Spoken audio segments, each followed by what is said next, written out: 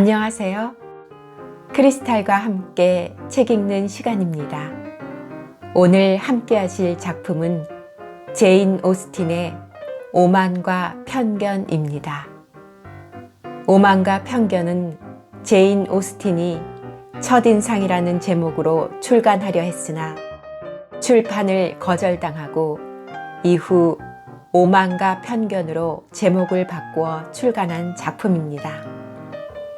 제인 오스틴은 영국의 작가로 1775년 아버지가 목사로 근무하던 작은 마을에서 태어났습니다. 소설에 관심이 있었던 아버지와 시와 동화에 관심이 깊었던 어머니 밑에서 자라난 그녀는 12세부터 습작을 하기 시작했습니다. 오스틴은 작품을 통해 18세기 후반 중류계급에서 일어나는 일상생활 가운데 남녀의 결혼을 둘러싼 문제를 극적이고 사실적으로 묘사했습니다. 전면적으로 사회 문제를 다루기보다는 간접적으로 영국 사회의 뒷전에서 억압받는 계급들의 생활을 보여주었습니다. 무엇보다 그녀의 소설은 사회 구성원에게 지극히 한정적인 역할만을 요구하는 사회의 여성과 남성을 동시에 다뤄 사회의 억압을 고발하고 있습니다. 그녀의 대표 작품으로는 엘리노와 마리안, 엠마, 설득, 노생거 사원 등이 있습니다. 구독, 좋아요, 그리고 알림 설정 부탁드립니다. 53. 위컴 씨는 엘리자베스와의 대화에 아주 만족했으므로 다시는 그 화제를 꺼냄으로써 자신을 괴롭히거나 그녀의 마음을 건드리지 않았다. 엘리자베스는 자기가 그의 입을 다물게 한 것을 알고는 흐뭇해졌다. 드디어 위컴 씨와 리디아가 떠나는 날이 다가왔다. 베넷 부인은 다시 자기 방에 알아눕게 되었는데 이 별거는 베넷 씨가 올 겨울에 모두 뉴카슬에 가자는 부인의 계획에 도무지 찬성하려 들지 않았으므로 최소한 12달은 계속될 듯 싶었다. 부인은 이렇게 소리쳤다. 예, 리디야, 언제 다시 만나겠니? 저도 모르겠어요. 아마 2, 3년은 못 뵐 것 같아요. 편지나 자주 하렴. 될 수 있는 대로 자주 하겠어요. 하지만 결혼한 여자는 편지 쓸 시간이 그리 많지 않다는 것을 엄마도 잘 아시죠? 언니들이 내게 편지를 해주세요. 아무것도 할 일이 없을 테니까. 위컴 씨의 작별 인사는 리디아보다 차라리 훨씬 다정스러웠다. 그는 줄곧 미소를 지었으며 태도는 훌륭해 보였고 멋들어진 말을 많이 했다. 그들이 떠나자마자 베넷 씨는 이렇게 말했다. 내 생전에 위컴처럼 훌륭한 친구는 처음 봤어. 언제나 싱글벙글하고 능청스럽고 추근추근하고 우리 집의 큰 자랑거리라니까. 윌리엄 루카스 경에게 어디 위컴보다 더 나은 사윗감이 있으면 찾아보라고 할까? 리디아가 가버리자 베넷 부인은 며칠 동안 매우 우울해했다. 부인은 이렇게 말했다. 세상에 자기 친구와 헤어지는 것처럼 불행한 일은 없어. 친구가 없으면 너무 쓸쓸해. 그러자 엘리자베스가 말했다. 딸을 결혼시키면 다 그런 거예요, 어머니. 그렇지 않으면 어머닌 나머지 내 딸이 결혼도 안 한 채 늙어야 좋으시겠어요? 그런 말이 아니야. 리디아는 결혼했다고 해서 나를 떠난 게 아니거든. 어쩌다 자기 남편의 부대가 먼 곳에 있으니까 가게 됐지. 만약 부대가 가까이 있었더라면 그렇게 빨리 가버리진 않았을 게 아니냐. 그러나 이번 일로 인한 베넷 부인의 우울한 기분은 금방 풀렸고 부인의 마음은 그때 돌기 시작한 한 건의 정보로 말미암아 다시 희망으로 흔들리기 시작했다. 빅리 씨가 네더필드에서 수일간 사냥을 하기 위해 올 테니까 준비하라는 명령을 네더필드의 가정부가 받았다는 것이다. 베넷 부인은 도대체 가만히 있지를 못했다. 부인은 제인을 보고 웃으면서 번갈아 머리를 내둘렀다. 베넷 부인은 이 소식을 전하러 온 필립스 부인에게 이렇게 말했다. 그래, 빅리 씨가 다시 온다고? 그거 참 잘 되었네. 그렇다고 내가 뭐 그 일에 큰 관심이 있는 건 아니지만 잘 알겠지만 그는 우리와 아무 관계도 없는 사람이고 또 나도 2번 다시 그 사람을 보고 싶지가 않아. 그러나 그가 마음이 내켜서 오는 거라면 하여튼 반가운 일이지. 무슨 일이 있을지 누가 알겠어? 그러나 그것은 우리와는 상관없는 일이야. 우리가 벌써 오래전에 그런 얘기는 다시 꺼내지 않기로 한 것을 알고 있지. 그런데 빅리 씨가 온다는 건 정말 확실해? 필립스 부인은 다음과 같이 말했다. 틀림없다니까요. 니콜스 부인이 지난밤에 메리턴에 왔었으니까요. 나도 그녀가 지나가는 것을 보고 그 사실을 확인하고 싶어서 밖으로 나가 물어봤더니 사실이래요. 아무리 늦어도 수요일이나 목요일에는 온대요. 그날 쓸 고기를 주문하러 정육점에 가는 길이라고 말하더군요. 그리고 금방 잡은 오리 3쌍을 사들고 가던데요. 제인은 빅리 씨가 온다는 말을 듣자 얼굴을 붉히지 않을 수 없었다. 수개월 동안 제인은 엘리자베스에게 그의 얘기를 꺼내지 않았지만 드디어 단둘이 있게 되자 제인이 입을 열었다. 이모가 빅리 씨 얘기를 할 때 넌 내 얼굴을 쳐다보더구나. 아마 당황한 기색이었을 거야. 하지만 걱정하지 마. 빅리 씨가 오면 아무래도 만나지 않을 수 없을 것 같아서 잠깐 당황했던 것뿐이니까. 난 정말 그 소식을 듣고 기뻐하지도 괴로워하지도 않았어. 그러나 빅리 씨 혼자 온다는 것만은 반가운 일이야. 그만큼 빅리 씨를 만날 기회가 적어질 테니까 말이야. 나 자신이 두려운 게 아니라 단지 다른 사람들이 지켜보는 게 싫을 뿐이야. 엘리자베스는 빅리 씨가 오는 것을 어떻게 해석해야 할지 몰랐다. 만약 엘리자베스가 다비셔에서 그를 만나지 않았더라면 그녀는 그가 다른 사람들이 말하는 대로 사냥할 목적으로 온다고 생각했을는지도 모른다. 그러나 엘리자베스는 그가 아직도 제인에게 애정을 품고 있다고 생각했기 때문에 그가 다르시시의 허락을 받고 오는 것인지 아니면 그의 허락도 받지 않고 혼자 용감히 오는 것인지에 대해 판단을 내릴 수가 없었다. 엘리자베스는 때때로 이렇게 생각했다. 그러나 이 딱한 양반이 합법적으로 빌린 자기 집에 오는데 꼭 이런 생각을 해야만 올 수 있다는 것을 좀 믿기 어려워. 일단 내버려두고 지켜봐야지. 빅리 씨가 온다는 사실에 대한 제인의 의사에도 불구하고 또 제인 자신이 자기 감정이 그렇다고 확신했음에도 불구하고 엘리자베스는 제인의 마음이 흔들리고 있는 것을 쉽게 알 수 있었다. 엘리자베스가 가끔 보아온 어느 때보다도 제인은 더 불안해했고 그러므로 평상시와는 사뭇 달랐다. 약 1년 전에 베넷 씨와 베넷 부인 사이에서 그렇게도 격렬하게 논의되었던 화제가 이제 또다시 2 사람 사이에 거론되었다. 베넷 부인은 이렇게 말했다.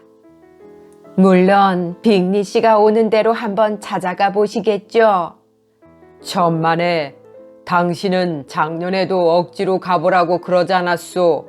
그리고 내가 한번 찾아보기만 하면 빅리군이 우리 딸애들 중에 하나와 결혼할 거라고 했지. 그러나 허탕만 치지 않았소. 그런 어리석은 심부름은 다시는 하지 않겠소. 베넷 부인은 네더필드로 돌아오는 빅리 씨를 위해 동네 남자 어른들이 그만한 인사를 차리는 것은 절대로 필요한 일이라고 주장했다.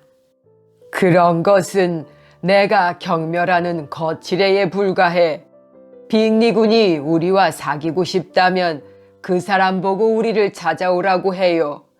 그는 우리가 살고 있는 데를 알고 있지 않소. 나는 내 소중한 시간을 동네 사람들이 가고 올 적마다 그 뒤를 쫓아다니는데 낭비하고 싶지 않소. 그래요. 내가 알고 있는 것은 만약 당신께서 찾아가지 않으면 굉장한 신뢰가 될 것이라는 사실뿐이에요. 그렇다고 빅리 씨를 만찬에 초대하지 못할 것은 없잖아요. 꼭 초대를 해야지. 롱부인과 굴딩네도 곧 초대를 해야겠어요. 그러면 우리까지 합해서 13명이 되니까 꼭 빅리 씨 자리만 남는 셈이에요. 베넷 부인은 베넷 씨가 사교상의 의무를 거절했기 때문에 자기들보다 앞서서 모든 동네 사람들이 빅리 씨를 만날 것이라는 생각을 하면 비록 마음이 쓰리긴 했으나 그를 초대하겠다는 결심에 위안을 얻고 남편의 무례함에 대한 불만을 잘 참아냈다. 빅리 씨가 도착할 날이 다가오자 제이는 엘리자베스에게 이렇게 말했다. 난 빅리 씨가 온다는 게 드디어 걱정되기 시작했어. 그러나 대수롭지 않은 일이니까 냉담하게 대할 수 있을 거야. 그런데도 왜 그 문제를 가지고 저렇게 노상 말씀들을 하시는지 난 더 이상 들을 수가 없어. 물론 어머니야 좋은 뜻에서 그러는 거겠지만 어머니가 하시는 말씀 때문에 내가 얼마나 괴로워하는지는 모르실 거야. 이건 어머니뿐만 아니라 아무도 몰라. 빅리 씨의 네더필드 체류가 끝나면 난 얼마나 기쁠까? 이 말에 엘리자베스가 대답했다. 뭐든지 언니에게 위안이 될 만한 말이 있었으면 좋겠어. 하지만 내 힘으로는 어쩔 수가 없어. 그건 언니도 알아줘야 해. 순환자에게 인내를 설교하는 것으로 흔히 만족하는 것 같은 방법은 난 싫어. 언니는 항상 잘 참아냈으니까. 마침내 빅리 씨가 도착했다. 베넷 부인은 하인들의 도움으로 그 소식을 제일 먼저 알았기 때문에 불안과 초조의 시간 또한 길었다. 그녀는 그를 초대할 수 있을 때까지의 날짜를 세어보고 그전에는 그를 만날 수 없다고 생각했으나 그가 하퍼드셔에 온 지 사흘째 되는 날 아침 베넷 부인은 화장실 창문으로부터 말을 탄 그가 목장에서 들어서서 집 쪽으로 오는 것을 보았다. 자기의 기쁨을 딸들과 함께 나누기 위해 베넷 부인은 다급하게 딸들을 불렀다. 제이는 식탁 앞에 그대로 앉아 있었으나 엘리자베스는 어머니를 만족시켜 주려고 창가로 다가갔다. 그러나 다르시 씨가 그와 함께 오는 것을 보고는 돌아와 제인 옆에 앉아버렸다. 엄마, 빅리 씨하고 또 한 사람이 같이 오는데 누굴까요? 키티가 말했다. 아마 친구거나 혹은 누구 아는 사람쯤 되겠지. 나도 모르겠구나. 엄마, 항상 빅리 씨와 함께 다니던 사람 같아요. 이름이 뭐라더라? 왜 키 크고 거만한 사람 말이에요. 아, 다르시 씨로구나.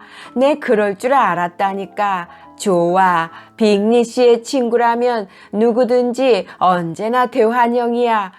사실은 그가 빅리 씨의 친구만 아니었다면 눈에 띄는 것조차 싫지만. 제이는 놀람과 걱정이 섞인 표정으로 엘리자베스를 돌아보았다. 그녀는 다르시시와 엘리자베스가 다비셔에서 만난 일에 대해서는 단지 약간만 알고 있었으므로 다르시시의 장황한 편지를 받은 이후 처음 만나다시피 하는 그들의 만남에서 엘리자베스가 받을 어색함을 염려했다. 제인도 엘리자베스도 모두 불안해졌다. 그들은 서로를 염려해 주었고 물론 자기 자신을 걱정했다.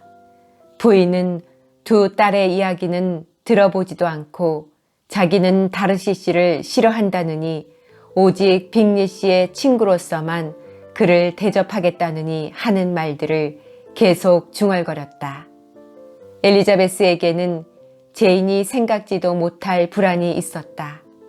그녀는 제인에게 아직 가디너 부인의 편지를 보일 만한 용기가 나지 않았고 다르시 씨에 대한 그녀의 감정 변화도 말하지 않았던 것이다.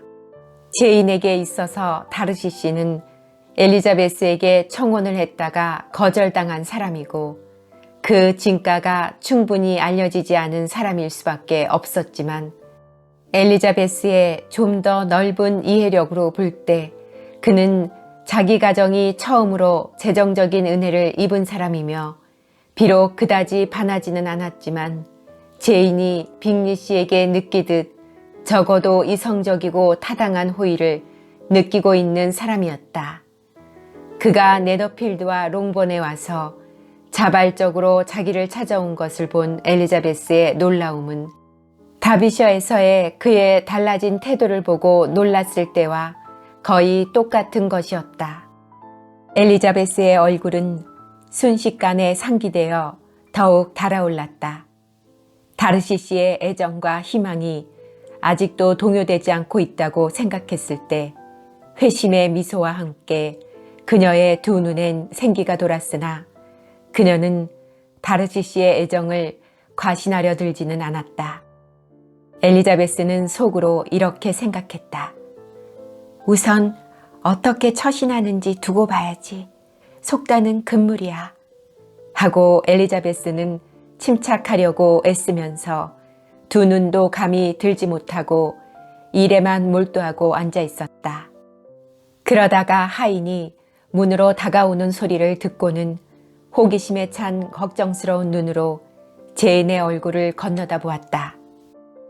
제인의 얼굴은 평상시보다 조금 더 창백했으나 엘리자베스가 추측했던 것보다는 침착했다. 두 손님이 방에 들어서자 엘리자베스의 얼굴은 더 짙은 홍조를 띠었다. 그러나 매우 침착했으며 환한 표정도 불필요한 친절도 없는 적절한 태도로 그들을 맞았다. 엘리자베스는 예의가 허락하는 한 될 수 있는 대로 말을 적게 했다. 그리고 여느 때와는 달리 새삼스러운 열정으로 다시 자기 일에 몰두했다. 엘리자베스는 용기를 내어 꼭 한번 다르시 씨를 건너다 보았을 뿐이었다. 그는 언제나처럼 딱딱한 표정이었는데 엘리자베스의 생각에 그것은 하퍼드셔에서 늘 그랬던 대로 펜벌리에서 보았을 때보다도 더 심각한 표정이었다. 그러나 아마 다르시 씨는 어머니 앞이기 때문에 외삼촌 내외분 앞에서와 같은 태도는 취할 수 없을 것이라고 그녀는 생각했다. 이렇게 생각하는 것은 괴로웠으나 억측은 아니었다. 엘리자베스는 또한 빅리 씨에게 눈길을 주었다. 그 순간 그의 얼굴에는 기쁨과 동시에 당황한 빛이 감돌고 있었다. 베넷 부인은 딸들이 부끄러울 정도로 은근하게 빅리 씨를 대했다. 이것은 특히 다르시 씨에 대한 쌀쌀맞고 형식적인 예의나 태도와 비교해 볼 때 더욱 부끄러운 것이었다. 씻을 수 없는 오명으로부터 리디아를 구해주었다는 은혜를 그에게 잊고 있음을 알고 있는 엘리자베스는 어머니의 이와 같은 잘못된 차별 대우에 고통스러울 만큼 가슴이 아프고 괴로웠다. 다르시 씨는 엘리자베스에게 가디너 씨 부부의 안부를 묻고는 거의 입을 열지 않았다. 그러나 엘리자베스는 이 질문에 당황하지 않을 수 없었다. 그는 엘리자베스 곁에 앉지 않았다. 아마 이것이 그의 침묵의 원인인지도 몰랐다. 그러나 다비셔에서는 그렇지 않았었다. 그곳에서는 그가 자기에게 말할 수 없을 때에는 가디너 씨 부부와 이야기했었다. 그러나 지금은 벌써 몇 분이 흘렀는데도 그의 목소리는 들리지 않았다. 엘리자베스는 호기심이 발동하여 가끔 눈을 들어 볼 때마다 그는 제인과 자기를 번갈아 보고 있거나 그렇지 않으면 방바닥만 내려다보고 있었다. 지난번에 둘이 만났을 때보다도 더 생각이 깊고 덜 걱정스러운 표정이 솔직하게 드러나 있었다. 엘리자베스는 실망했다. 그리고 실망한데 스스로 화를 냈다. 그녀는 속으로 혼잣말을 했다. 하지만 달리 내가 무엇을 기대할 수 있을까? 그런데 도대체 여긴 왜 왔을까? 엘리자베스는 오로지 다르시 씨하고만 이야기를 주고받고 싶었으나 그에게 말을 건넬 용기가 없었다.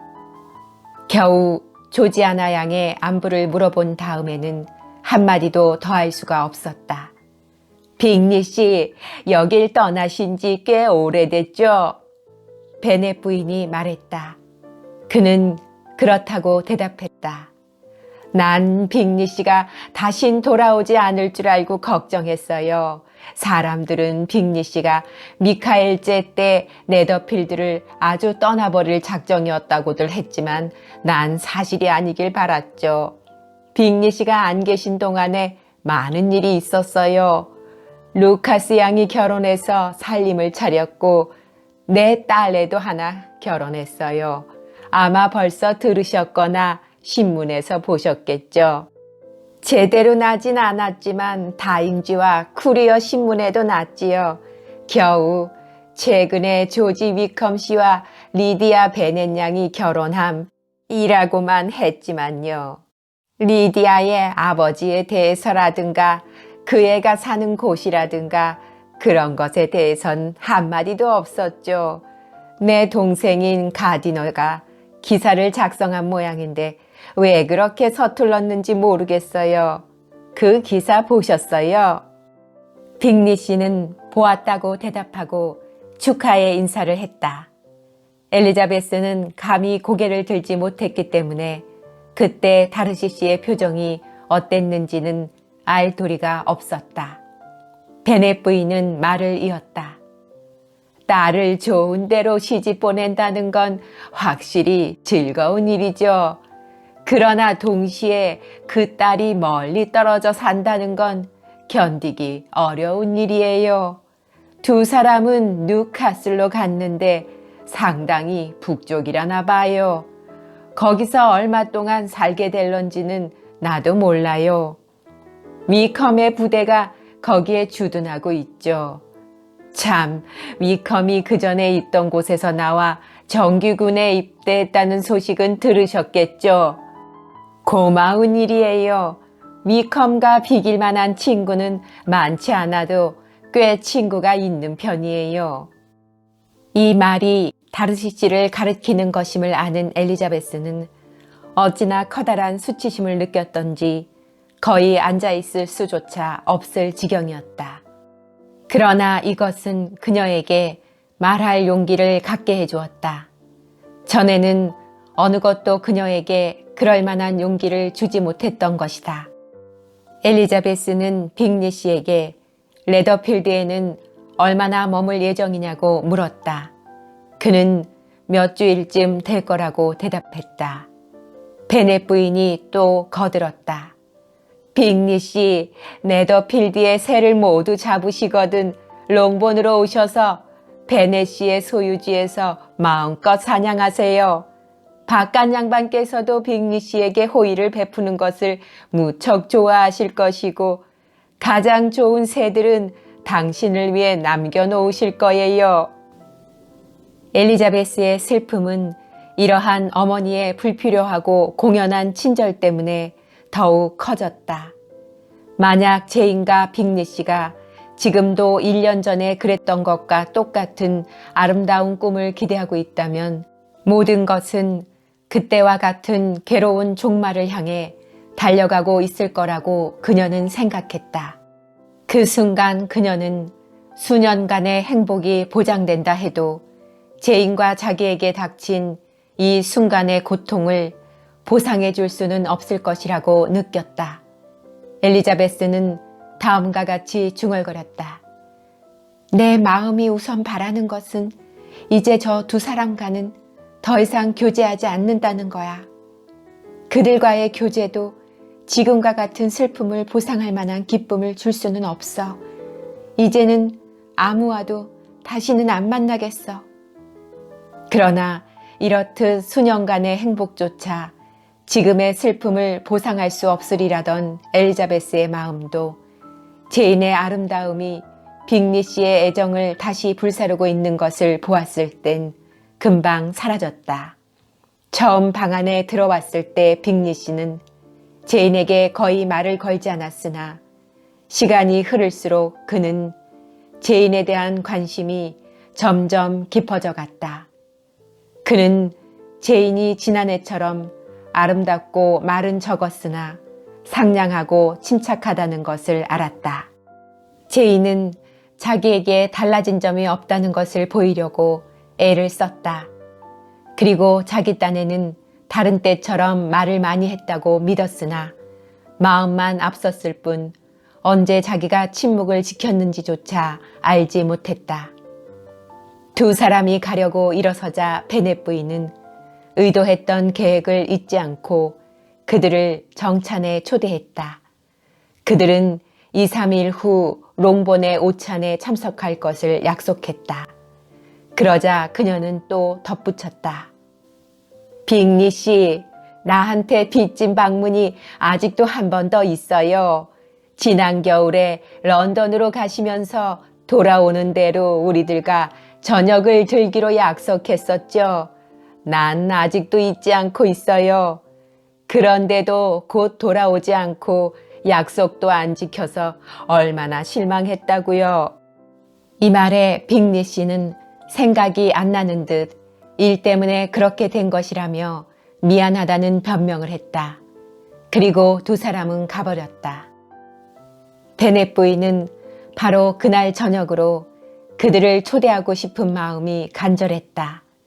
그러나 비록 집에서도 항상 식탁을 훌륭하게 차리긴 했으나 적어도 2코스의 요리가 아니면 자기가 그렇게 대접하고 싶어하던 빅리 씨에게는 충분한 것이 못 되고 또 연수입이 10,000파운드나 된다는 다르시 씨의 식성과 자존심을 만족시킬 만한 것도 못 될 것 같아 그녀는 생각을 달리하기로 한 것이다.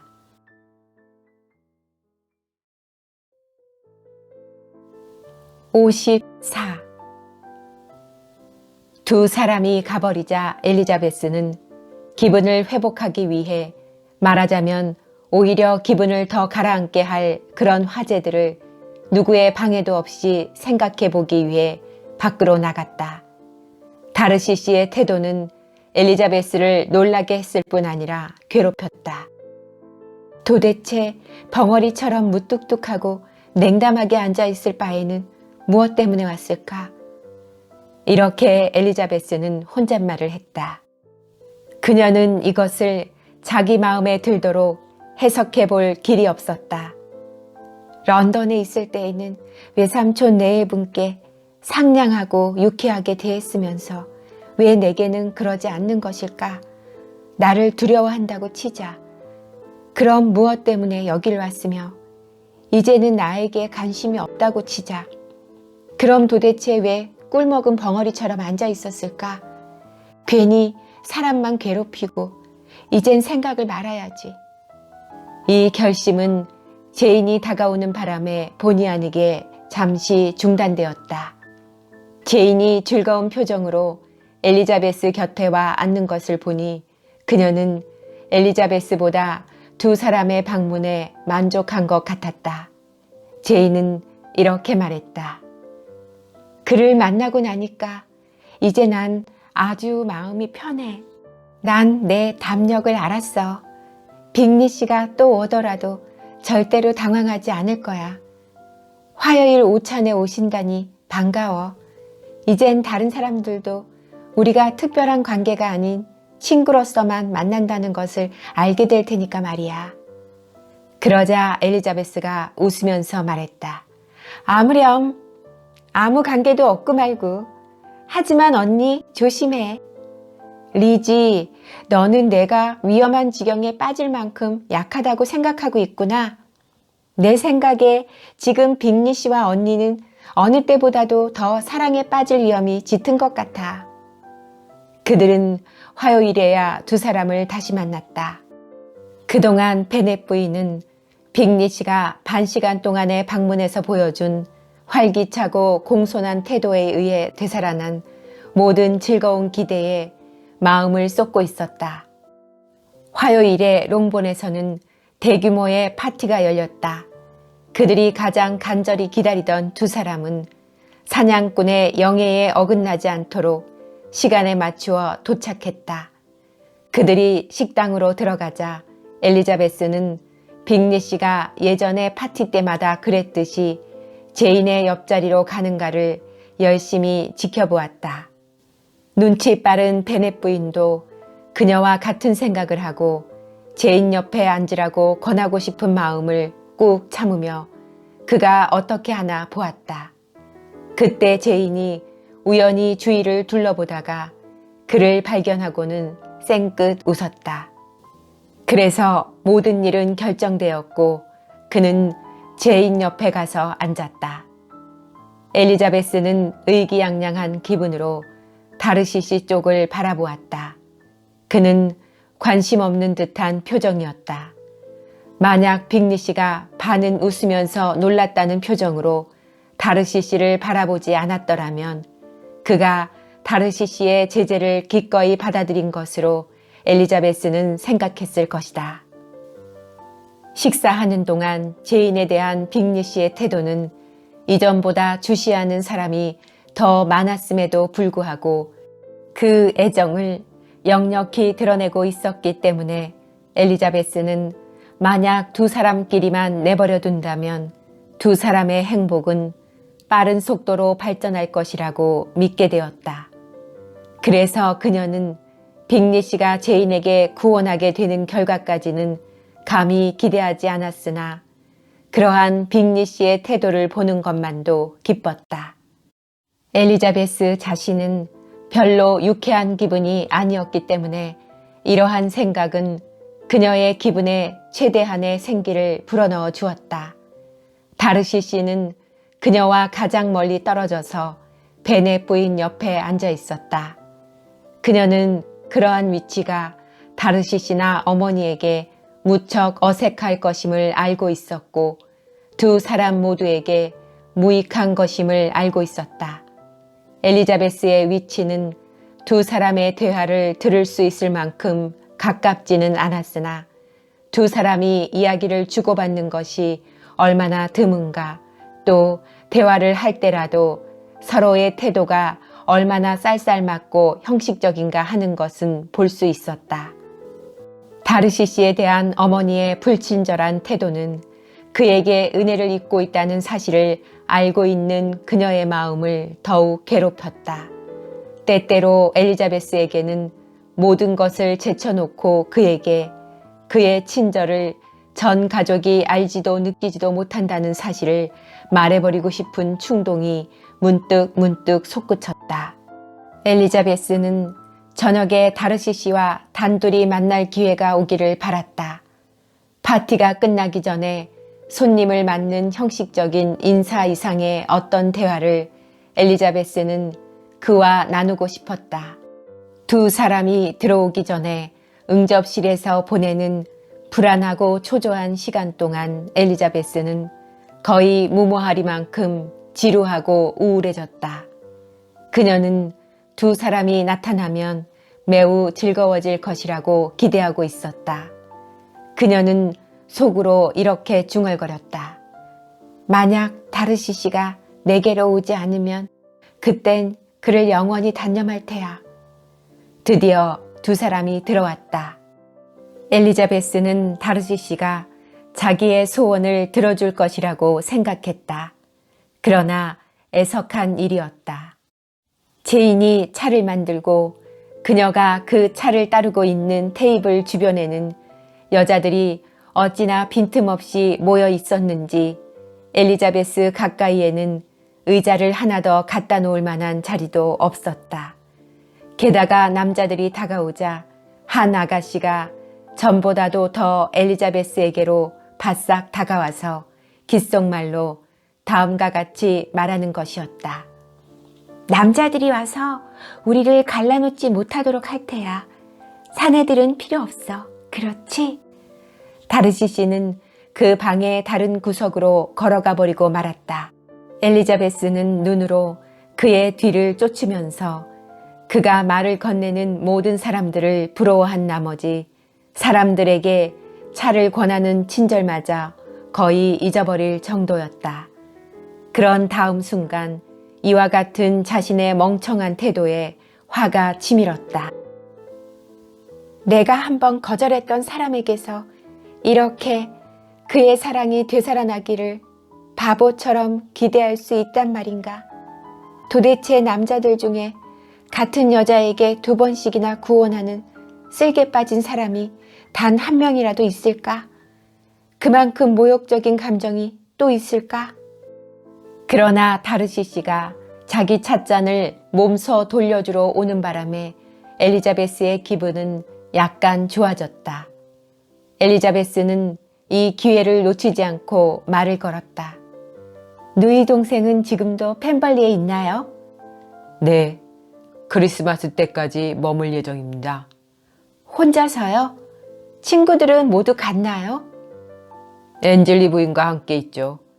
다른 분들은 요 3주일 동안 스카보로에 가 있을 겁니다. 엘리자베스는 더 이상 할 말이 생각나지 않았다. 그러나 만약 다르시시가 그녀와의 대화를 원했더라면 그는 그녀보다는 성공했을 것이다. 그러나 그는 엘리자베스 옆에 선 채 몇 분간 입을 다물고 있었다. 그러다가 결국 문제의 아가씨가 엘리자베스에게로 다시 다가와 귓속말을 하자 그는 가버리고 말았다.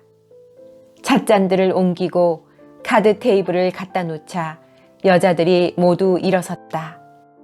엘리자베스는 다시금 다르시시와 자리를 같이 할 희망에 잠겼으나 그가 그때 휘스트 놀이 할 사람을 모으고 있던 어머니에게 붙들려 잠시 후에 다른 사람들과 함께 자리에 앉는 것을 보자 그녀의 희망은 또다시 무너지고 말았다. 엘리자베스는 이제 모든 희망을 잃고 말았다.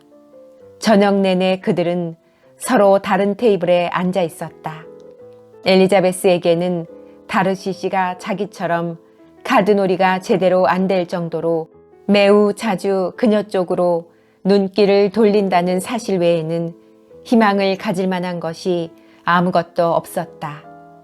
베넷 부인은 빅리 씨와 다르시 씨를 저녁 식사 때까지 붙들어둘 심산이었으나 불행하게도 두 사람은 다른 사람들보다 먼저 마차를 불렀다. 베넷 부인은 그들을 붙잡아둘 수가 없었다.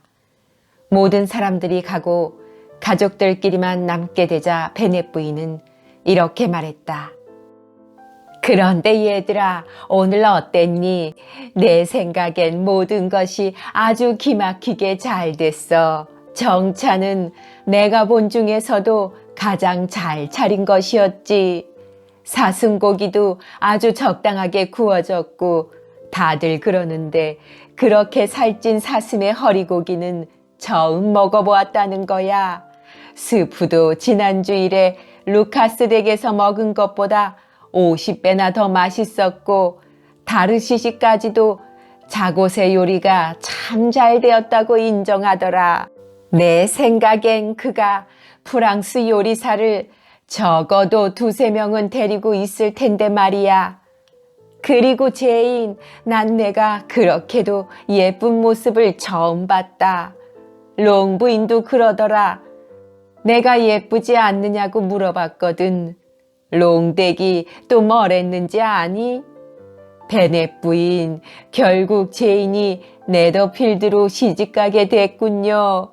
하고 말했어. 정말 그랬단다.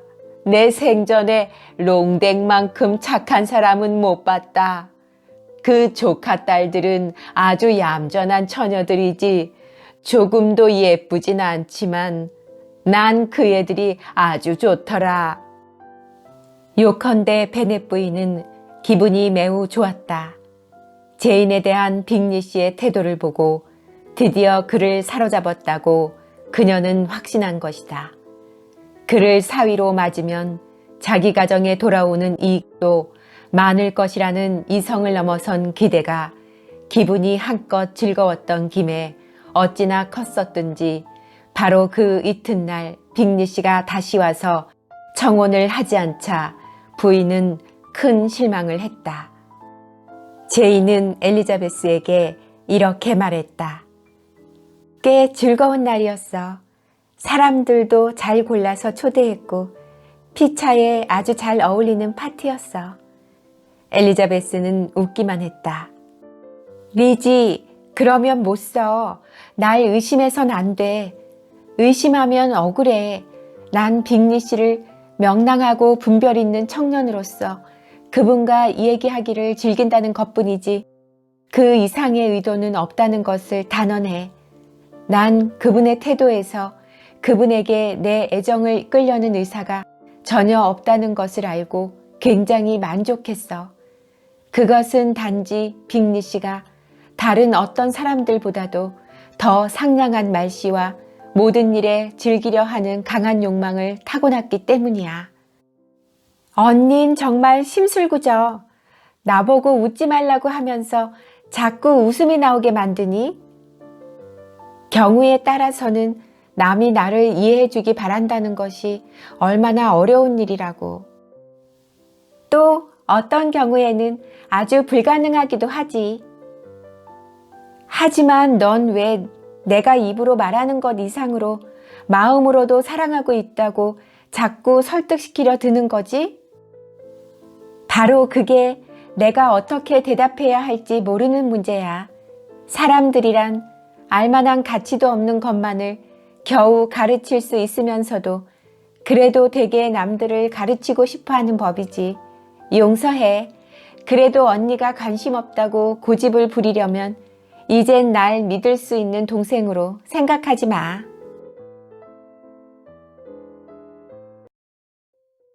55.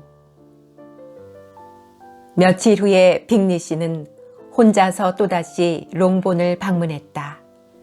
다르시 씨는 그날 아침 런던으로 떠났는데 열흘 후면 다시 돌아올 예정이라는 것이었다. 그는 1시간 이상 앉아 있었는데 기분이 무척 좋아 보였다. 베넷 부인은 같이 식사를 하자고 했으나 그는 유감스럽다고 하면서 다른 데에 약속이 있다고 말했다. 그러자 부인이 말했다. 요 다음에 오실 땐 우리에게 좀 더 기쁨을 베푸셔야 돼요. 빅리 씨는 어느 때라도 좋았을 것이고 만약 베넷 부인이 허락한다면 아무 때고 가장 빠른 시일 내에 그들을 방문하고 싶었을 것이다. 내일 오시겠어요? 사실 그는 내일은 아무 약속도 없었다. 그는 쾌활한 태도로 부인의 초대를 수락했다. 이튿날 빅리 씨가 왔다. 그런데 어찌나 이른 시간에 왔던지 여자들이 옷을 입기도 전이었다. 베넷 부인은 화장옷을 입은 채로 머리도 반쯤 빗다 말고 제인의 방으로 뛰어가서 소리쳤다. 제인, 빨리빨리 하고 어서 내려가 봐. 왔다. 빅리 씨가 왔어. 정말이야. 어서 서둘러. 사라, 이럴 땐 이리 좀 와서 제인 아가씨가 옷 입는 것을 도와주렴. 리지 아가씨 머리는 나중에 하고. 준비되는 대로 곧 내려가겠어요. 하지만 키티가 우리들보다는 더 빠를 텐데요. 반 시간 전에 2층으로 올라갔거든요. 빌어먹을 키티는 그 애가 무얼 하니? 자, 빨리 허리띠는 어디 있어? 그러자 어머니가 가버리자 제이는 동생들 중에 누가 함께 가주지 않으면 내려가지 않겠다고 말했다. 빅리 씨와 제인만을 한 곳에 남겨두고 싶어하는 언제나 변함없는 부인의 희망이 저녁에도 눈에 띄게 드러나 보였다. 차를 마신 후 베네 씨는 습관대로 서재로 들어가 버리고 메리는 악기가 있는 2층으로 올라가 버렸다. 그리하여 5명의 장애물 중에 2명은 없어진 셈이었다.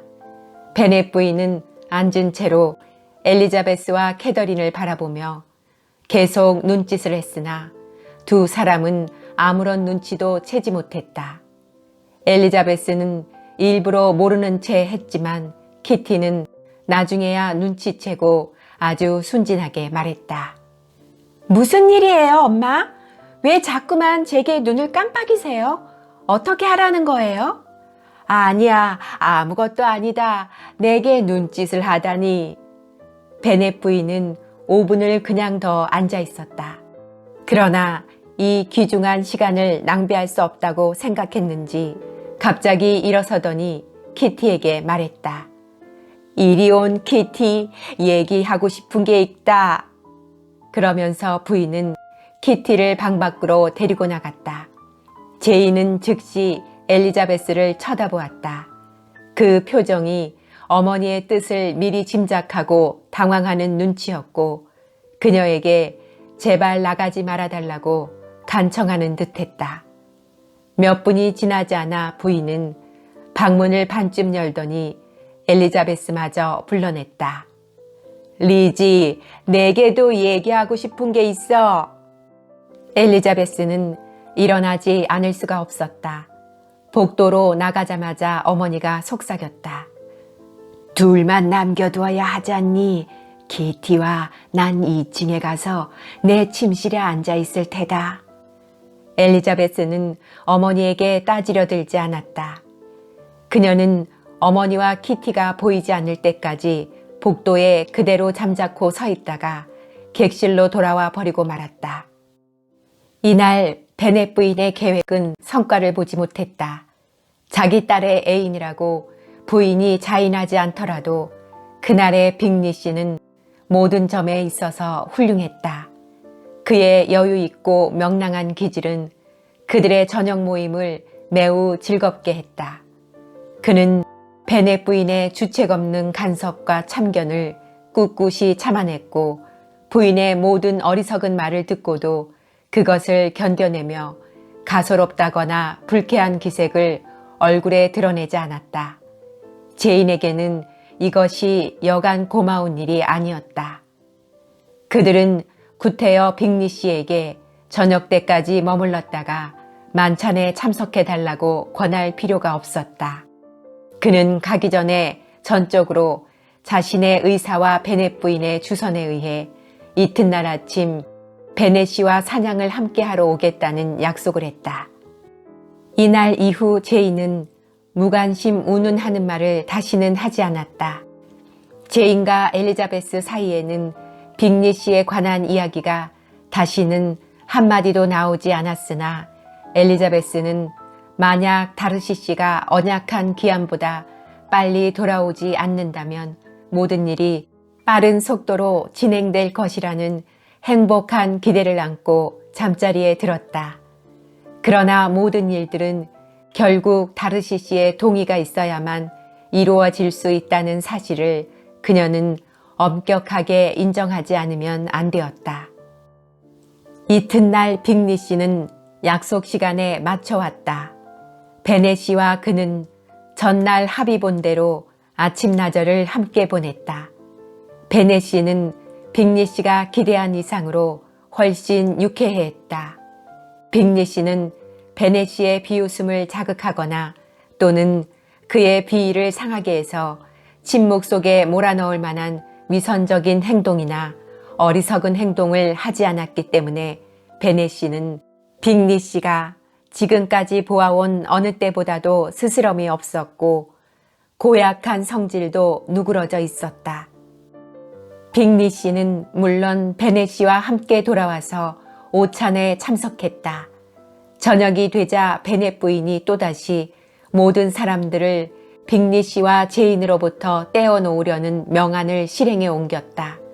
써야 할 편지가 있었던 엘리자베스는 차를 마신 다음 곧 편지를 쓰기 위해 식당으로 가버렸는데 그 이유는 다른 모든 사람들은 응접실에서 카드놀이를 할 예정이었으므로 그녀 혼자 구태여 어머니의 계획을 방해할 필요가 없었기 때문이다. 그러나 엘리자베스가 편지를 다 쓰고 응접실로 돌아왔을 때 그녀는 어머니가 자신으로서는 도저히 따라가지 못할 만큼 현명했었다는 사실을 알고 매우 놀랐다. 응접실 문을 열었을 때 엘리자베스는 빅리 씨와 제인이 마치 무슨 이야기에 열심히 골몰하고 있는 듯 벽난로 앞에 서 있는 것을 보았던 것이다. 이것이 설마라고 생각되지 않더라도 급히 돌아서서 서로 떨어져 갈 때 두 사람의 얼굴이 이것을 충분히 말해 주었을 것이다. 그들은 매우 난처해했다. 특히 제인의 입장은 더욱 난처했다고 엘리자베스는 생각했다. 아무도 말을 꺼내지 않았다. 엘리자베스가 다시 문을 닫고 나가려고 하자 제인과 같이 앉아있던 빅리 씨가 돌연 일어나서 제인에게 몇 마디 귓속말을 하고는 방을 뛰어나갔다. 흔히 비밀이란 기쁨을 주는 것이긴 하지만 일이 이렇게 되자 제인은 엘리자베스에게 아무것도 숨길 수가 없었다. 제인은 엘리자베스를 포옹하면서 무척 고조된 감정으로 자기는 세상에서 가장 행복한 사람이라고 그녀에게 말했다. 그러면서 다음과 같이 덧붙였다. 내겐 과분해. 내가 너무 기울어. 나에겐 그만한 가치가 없어. 아, 어째서 모든 사람들이 나처럼 행복하지 못한 것일까? 엘리자베스는 진지하고 따뜻하게 기쁜 마음으로 축하했으나 그 표현은 오히려 빈약했다. 친절한 말 하나하나가 제인에게는 새로운 행복의 기원이 되었다. 그러나 제인은 엘리자베스와 같이 있으려 하지 않았고 현재로서는 아직 남아있는 이야기를 더 이상 하려 들지 않았다. 제인은 이렇게 말했다. 곧 가서 어머니를 배워야겠어. 무슨 일이 있어도 어머니의 사랑 깊은 염려를 소홀히 하고 싶진 않아. 나는 이 이야기를 꼭 내 입으로 들려드리고 싶어. 빅리 씨는 이미 아버지께 말씀드리러 가셨어. 오, 리지, 내가 하는 이야기가 온 식구에게 얼마만한 기쁨을 줄 것인가를 생각하면 얼마나 좋은지 몰라. 내가 어떻게 이 벅찬 행복을 감당할 수 있겠니? 그리고는 제인은 어머니에게로 달려갔다. 베넷 부인은 일부러 카드놀이판을 걷어치우고 키티와 함께 2층에 가서 앉아 있었다. 혼자 남은 엘리자베스는 지난 몇 개월 동안 그들에게 놀라움과 괴로움을 가져다 준 일이 결국 이렇게 빠르고 쉽게 해결된 것을 생각하고는 미소를 지었다. 엘리자베스는 혼자 중얼거렸다. 결국 이것이 다르시 씨가 그렇게도 걱정하고 조심하던 일의 결말이로군. 또 빅리양이 꾸몄던 거짓과 계책의 결말이기도 하고. 아, 얼마나 행복하고 슬기롭고 당연한 결말인가. 몇 분 후에 빅리 씨가 들어왔다. 그와 베넷 씨의 대화는 아주 짧았는데 요점만을 간단히 이야기했던 것이다. 문을 열더니 그는 다급하게 물었다. 제인 양은 어디 있습니까? 2층 어머니께 갔어요. 바로 곧 돌아올 거예요. 그러자 빅리 씨는 문을 닫고 엘리자베스에게로 다가와서 제인의 호의와 애정을 기뻐해달라고 했다. 그녀는 성실한 태도로 서로 머지않아 친척의 인연을 맺게 되는 것을 진심으로 기뻐한다고 했다. 그러고는 두 사람은 아주 다정스럽게 악수를 했다. 그 후 제인이 돌아올 때까지 엘리자베스는 그가 말하는 자기는 행복한 남자이고 제인은 흠잡을 데 없는 여자라는 등의 이야기를 들었다. 그들의 애정은 탁월한 이해심과 더할 나위 없이 고상한 제인의 성품과 빅리 씨와 제인 두 사람 사이의 감정과 치미의 유사성을 토대로 하고 있었기 때문에 빅리 씨가 사랑에 빠져 눈이 멀었다지만 그가 기대하는 행복은 합리적인 바탕을 지니고 있는 것이라고 엘리자베스는 진심으로 믿었다. 그날 저녁은 그들 모두에게 유난히 기쁜 날이었다.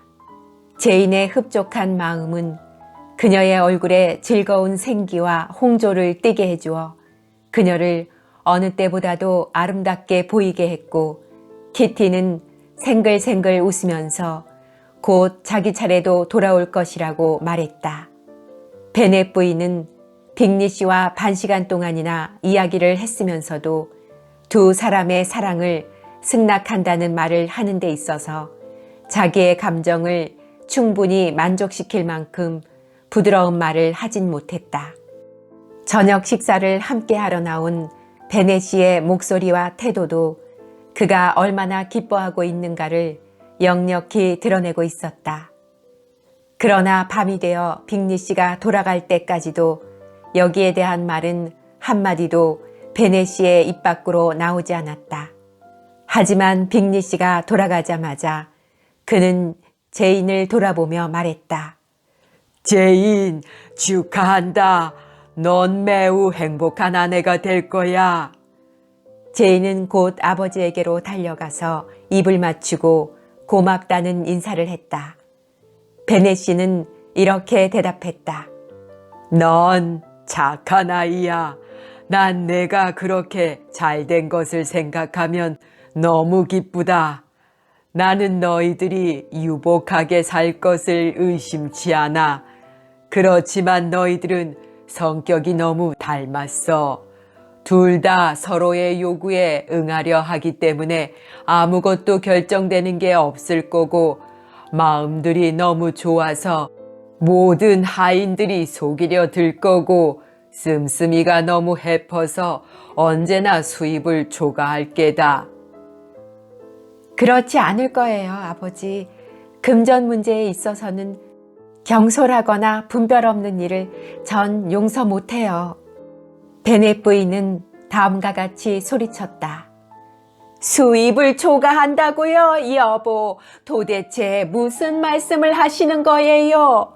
빅리 씨는 연수입이 4-5천 파운드나 된다는 걸 모르세요? 아마 그보다 훨씬 더 많을 거예요. 그러더니 베넷 부인은 제인에게 이렇게 말했다. 예, 제인아, 정말 기쁘구나. 오늘 밤은 아마 밤새 한잠도 못 잘 게다. 나는 이렇게 될 줄 알았어.